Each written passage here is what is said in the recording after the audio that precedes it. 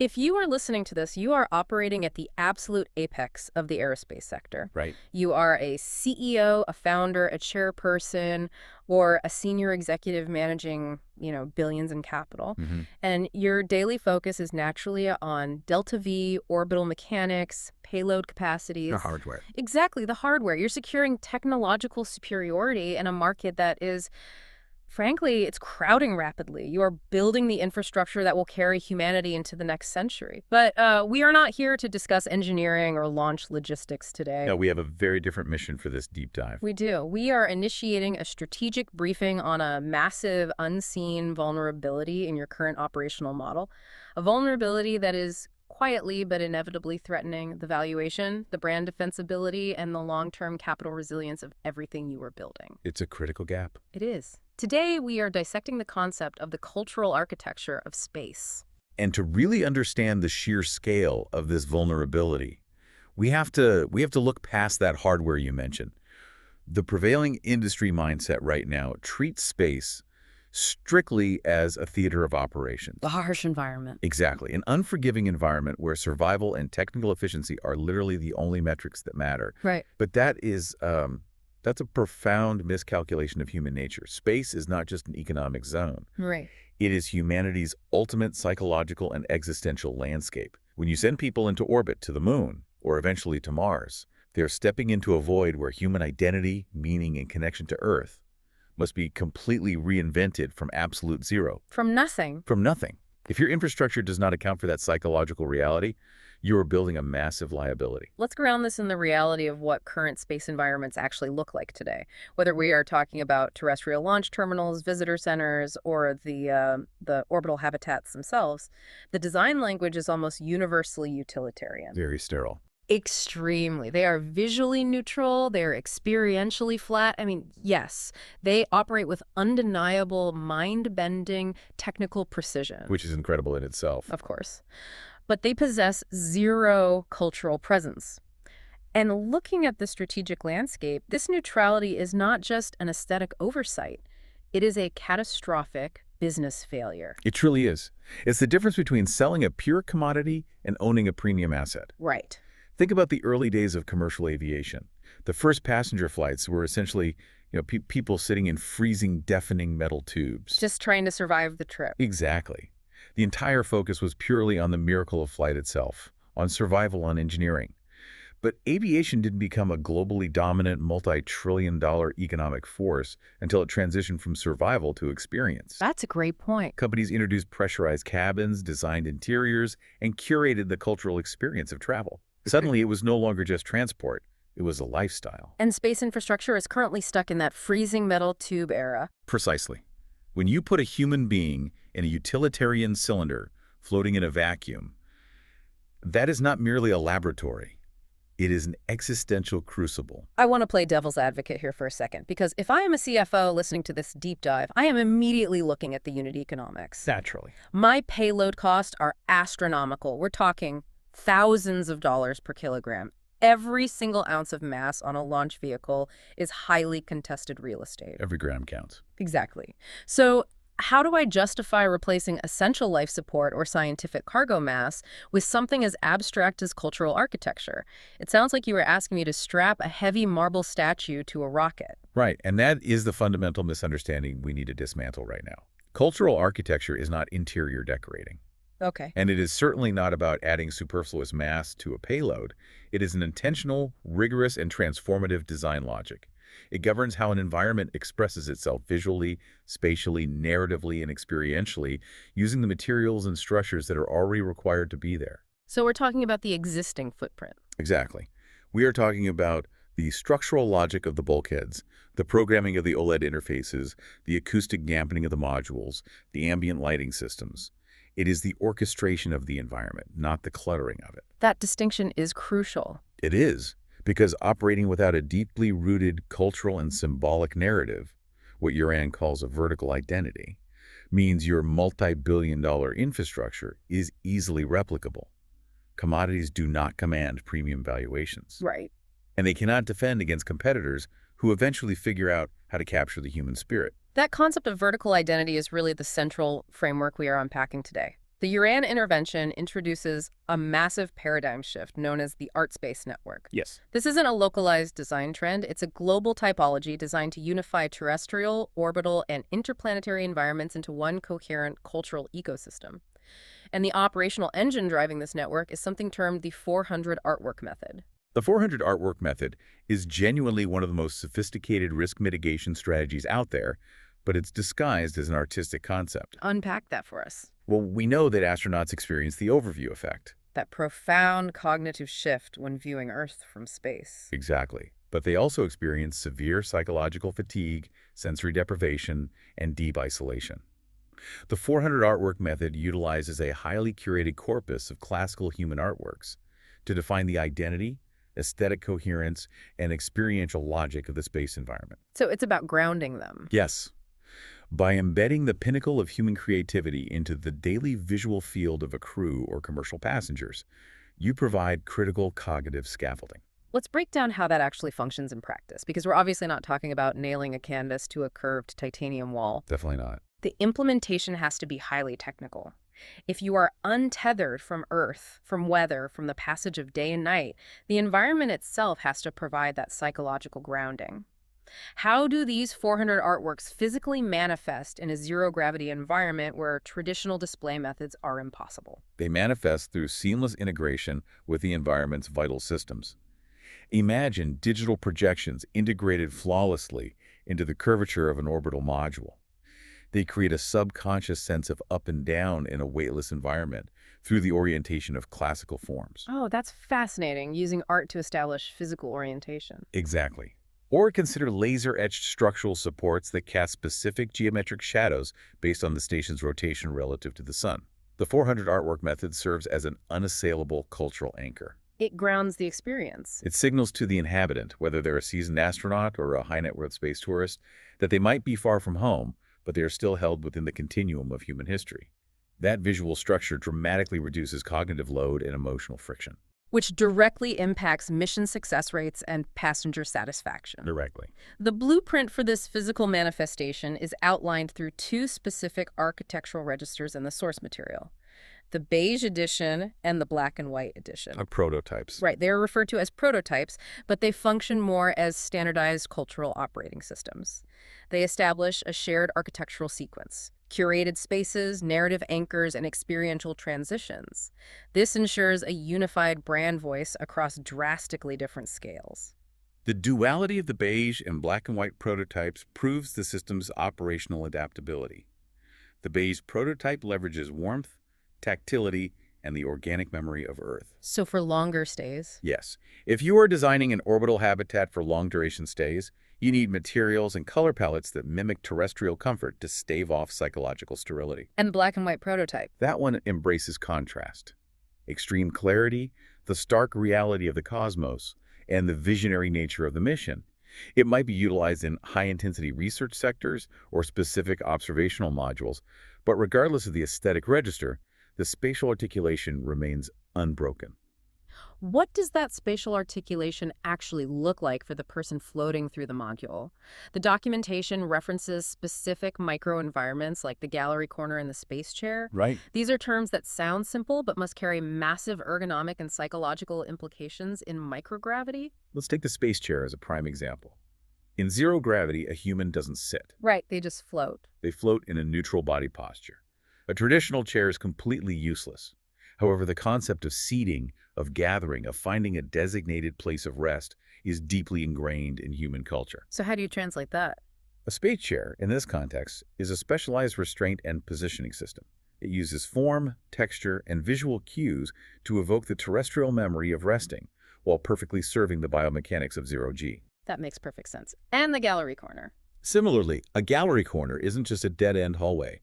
It is a meticulously designed node within the module where movement naturally slows. It might be anchored by a piece of digital or zero-G art. It breaks up the endless, monotonous utility of the station and gives the eye and the mind a place to pause. And the ultimate realization of this spatial articulation, the absolute center of gravity for the entire cultural architecture, is the art center. Yes. When you are managing a space environment, whether it's an orbital terminal or a lunar base, you have to establish a focal point where the identity of the entire structure crystallizes. Think of the art center not as a traditional museum or a gallery, but as the town square of your orbital habitat. In a standard module, the lighting is often glaring. It's optimized for technical tasks. The acoustics echo with the hum of life support, and every surface is covered in interfaces or cargo netting. It's all utility. All utility. The art center is the intentional interruption of that utility. It is a dedicated zone where the acoustics are actively dampened, the lighting logic shifts to highlight curated cultural artifacts, whether physical or holographic, and the psychological pressure of the void is intentionally relieved. A sanctuary. Exactly. When someone enters the art center, their perception of the environment shifts instantly from one of mere survival to one of actual living. It establishes the space as a highly curated, intelligent landscape. For the executives tracking how this translates to an actionable business strategy, the framework details a highly structured proprietary roadmap called the six-step space transformation. This is crucial for implementation. Right. It's not an abstract theory. It is a step-by-step path to economic activation and unassailable cultural leadership. Step 1 is symbolic identity mapping. Symbolic identity mapping is the foundational diagnostic. Before you cut a single piece of metal or write a line of code for your habitat, you must identify its cultural DNA. Who are we in space? Exactly. Is your environment a commercial gateway designed for luxury and awe? Is it a scientific sanctuary focused on the origins of the universe? You have to map this identity so that every subsequent engineering and design decision is rooted in a core truth. And if you skip that, If you skip this step, you end up with a schizophrenic brand identity that confuses the market and completely alienates the user. once that DNA is mapped, we move to step 2, aesthetic and experiential alignment. This is the actual activation of the cultural architecture. It is where the abstract, symbolic identity becomes tangible reality. This is the integration of the 400 artwork method. The selection of the beige or black and white prototype and the specific programming of the environment's lighting, acoustics, and tactile interfaces. And this naturally flows into step 3, which is where the executive board will see the tangible return on investment, economic activation. Yes. By executing steps 1 and 2, you create an environment of profound experiential differentiation. If you are operating a commercial space hotel and your habitat is culturally authored, psychologically grounding, and aesthetically awe-inspiring, you are no longer competing on the price of launch mass. You're out of the commodity game. Entirely out. Yeah. You have created a luxury monopoly. You can command entirely different price points, secure elite brand partnerships, and generate a level of consumer loyalty that a sterile orbital cylinder could never hope to achieve. You are monetizing the cultural premium. Step 4 scales this concept further. Global network integration.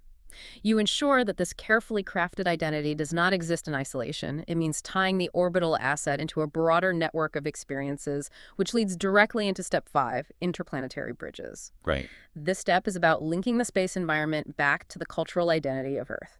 You are engineering a psychological tether. That psychological tether is vital.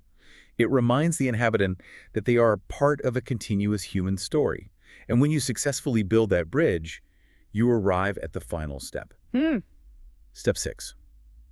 Cultural leadership positioning. The ultimate goal. By completing this transformation, your organization transcends the role of an aerospace contractor or a transport provider.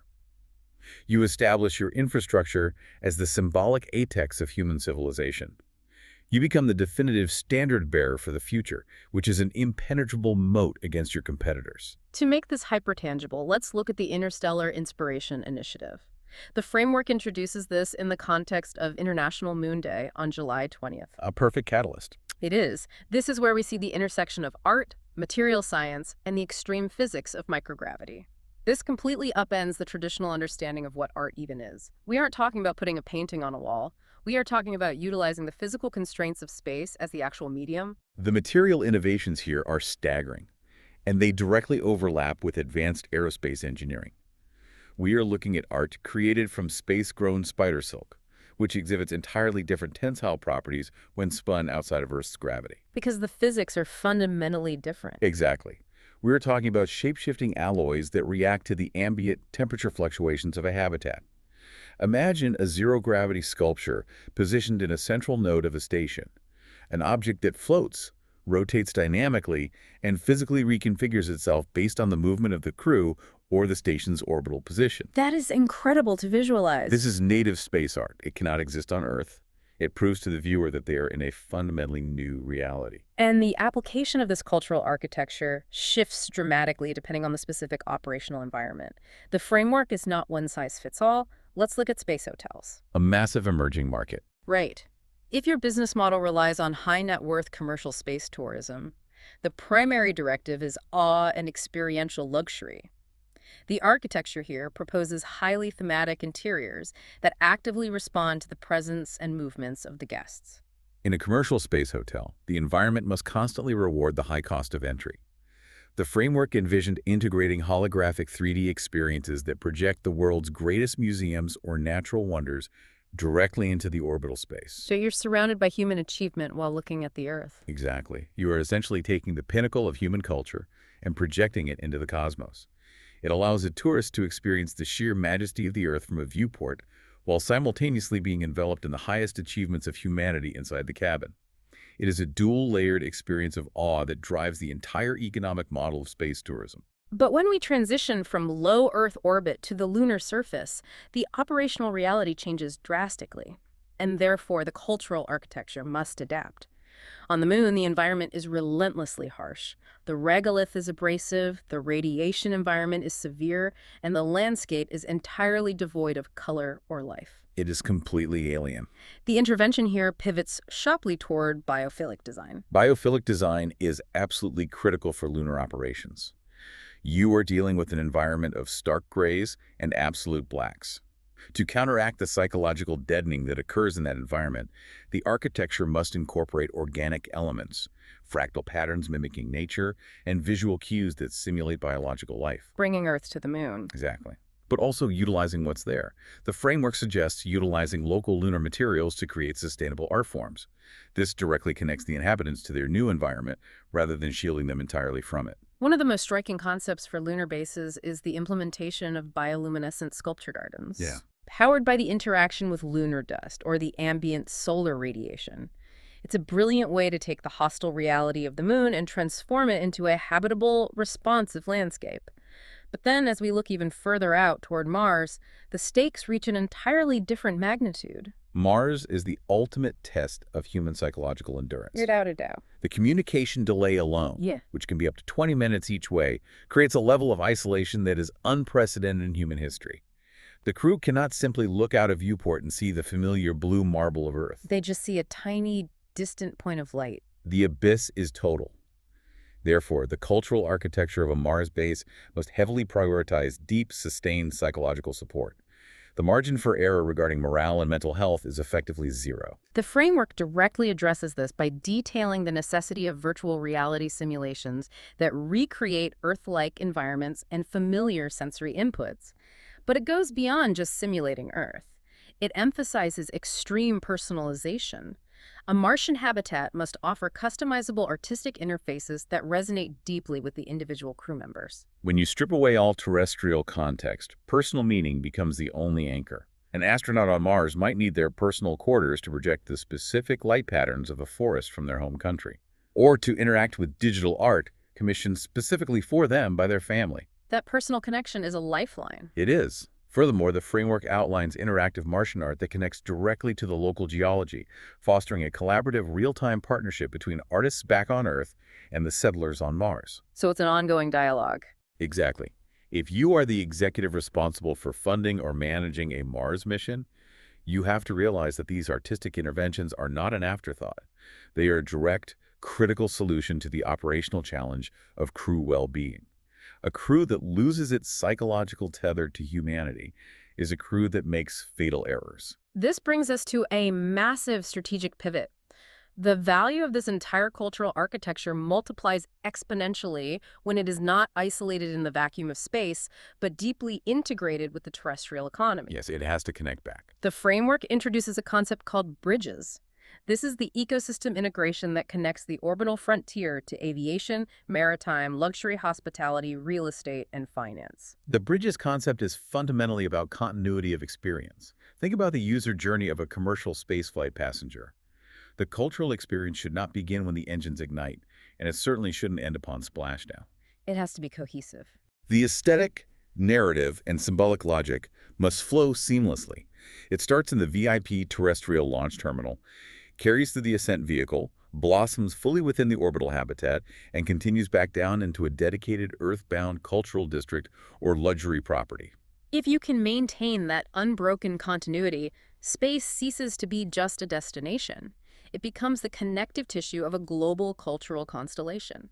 Your aerospace brand transforms into a dominant, ubiquitous lifestyle and luxury brand on Earth. A total paradigm shift. You are no longer just selling a ticket to orbit. You are selling membership into the most exclusive cultural narrative in human history. And to govern, measure, and validate this new cultural landscape, EURAN introduces two vital pieces of global infrastructure, the Art Index and the Art Prize. Let's talk about the corporate implications of those. From a corporate perspective, the Art Index functions similarly to a high-level ESG score, or the Michelin star rating system.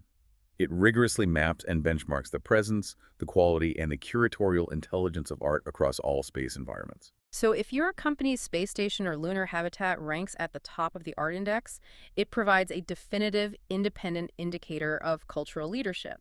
Precisely. It proves to investors, partners, and high-net-worth clients that your asset is the premium environment in the sector. And the Art Prize acts as the definitive global showcase, essentially the Space Art Olympics. The Art Prize celebrates the most visionary integrations of culture and space.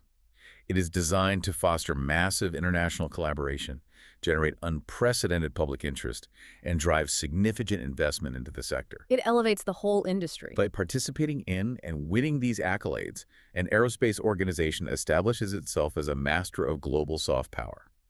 It shifts the public conversation from technical specifications to cultural legacy. It proves that you are not just capable of reaching the stars, but that you belong there. The framework also details the establishment of the Space Leaders Art Circle. This is a private, highly exclusive cultural community that connects the heads of space agencies, private aerospace companies, astronauts, elite scientists, major art collectors, and world-renowned creators. A vital convergence of minds. It is the ultimate venue for high-level artistic commissioning and symbolic leadership, ensuring that the people building the infrastructure are directly aligned with the people defining its meaning. It is crucial to ground all of this in operational reality. This methodology is not speculative fiction. The framework highlights that this transformation is spearheaded by Alexandre Mimoglou and Maria Papafili. Their extensive work has defined new exacting standards in cultural architecture and experiential transformation. Their approach is highly pragmatic. Very. Their approach to implementing the ArtSpace network is designed specifically for the realities of the aerospace industry. It is modular, it is scalable, and it is immediate. That is exactly what a CEO needs to hear. The implementation respects the absolute, non-negotiable realities of scientific constraints, launch schedules, and engineering parameters. It has to. It is not a disruptive, heavy construction project that requires a redesign of your pressure vessels. It is a discrete, highly intelligent cultural activation. It is the sophisticated orchestration of identity, lighting, sound, and curation layered seamlessly into the complex operations of space travel. That discrete delivery ensures that as a leader of a space organization, you never have to compromise your engineering imperatives to achieve cultural resonance. You can elevate the environment's symbolic logic, drastically improve crew psychology, and justify massive commercial premiums, all while maintaining rigorous operational safety. It is the definitive evolution of space infrastructure from a functional utility into an authored living reality. Without question. Which brings us to the ultimate strategic invitation. If you are a leader listening to this deep dive, you must recognize that humanity is entering an era defined by horizons and culture, not just borders and technology. The paradigm has completely shifted. The orbital stations, the lunar bases, the launch terminals that you are funding and building today, these are not just functional spaces. They are the cultural landscapes capable of shaping exactly how humanity imagines its future. And the window to capitalize on this shift is closing rapidly. The question is no longer whether space will evolve culturally, but who will lead that evolution. Will your space infrastructure be remembered historically as a sterile, forgotten laboratory? Or will it stand as the authored symbolic apex of human civilization? We invite you to schedule a private strategic briefing to clarify your cultural potential and map your proprietary path forward. If you are ready to lead, we are ready to begin.